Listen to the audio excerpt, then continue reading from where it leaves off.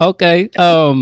Well, I've read that you have a special gift about you. I You think I do. yeah, you have this eye for detail. I do. Tell me about that eye for detail. Thought we call that the eagle eye. Tell me how you got that eagle eye. Okay, honestly, I don't know how I have it, but I realized early on when I started cutting hair, I actually tried to take a class, but I kind of got ripped off. I don't What want to. kind of class was that?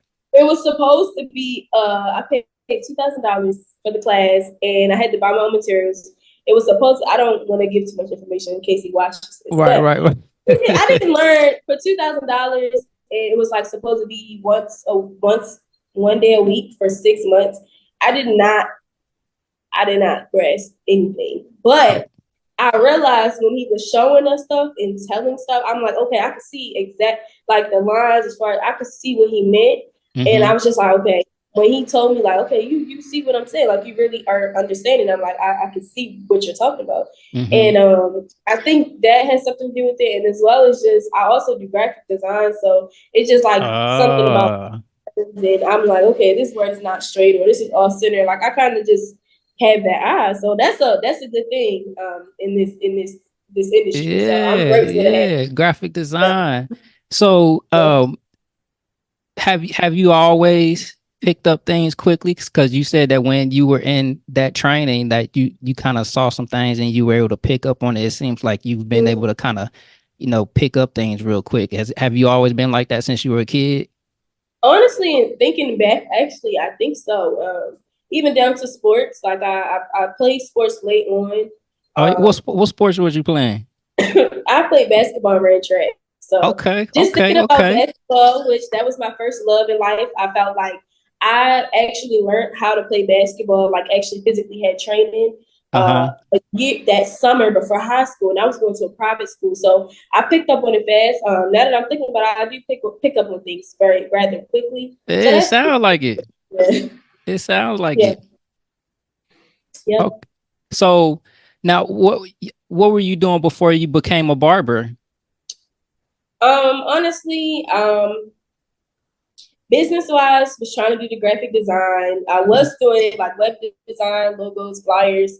I also used to have during COVID, I had a business. I was selling soaps and like necklaces and stuff like that, having pop up shops. So I've kind of been business oriented. I always like had a job, so it was like between work and trying to always have like something on the side. But nothing really. It didn't really stick to me. Like it was cool. It made money at the time, but I Uh-huh. just felt like this can't be. I couldn't see it elevated any further than just selling a product. Like, and now, I mean, I don't feel that way about barbering, but that's basically what I've been doing. Just trying to do something business wise that I can depend on myself. Have you So always been that? It seemed like do you not like working at jobs? You like making your own money, creating your own income? honestly, I worked for a while. I worked since I was like 14.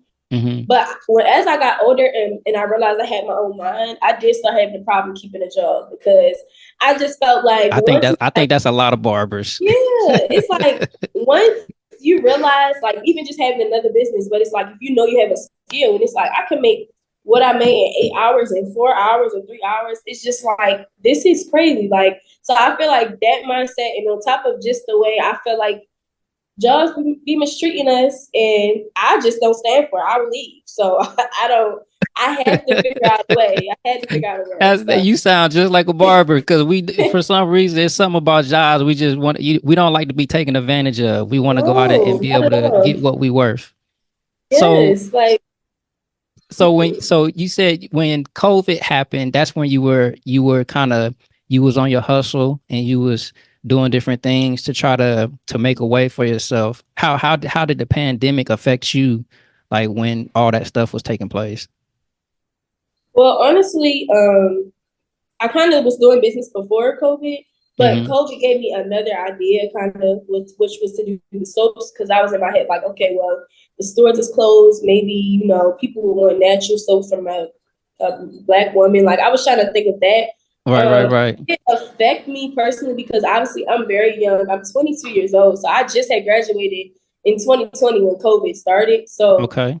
basically, like, my plan for college, it shifted. I can honestly say, I don't know if COVID happened or didn't happen. I don't even know if I would be cutting hair, because like Oh, wow. a whole nother route. Like I think my mind would be more towards, like, I would be just graduating this year.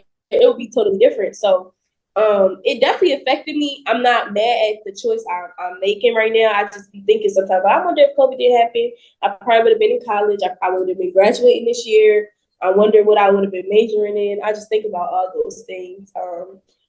But so I would say it affected me negatively and positively, because at the end of the day, I still found something that I love to do. So yeah. Like so COVID took place and you was already in your business and doing different things. Like, and I know you said that's your dad. He cuts hair. Like, what was it that kind of triggered you to be like, hey, I think I might want to try this haircut thing out? And I looked on your Instagram page and I see that you do twists and you do retwists and locks and stuff like that. Yep. Was that something that you was already doing? Like, what was a trigger that made you say, okay, I want to get into hair? Okay.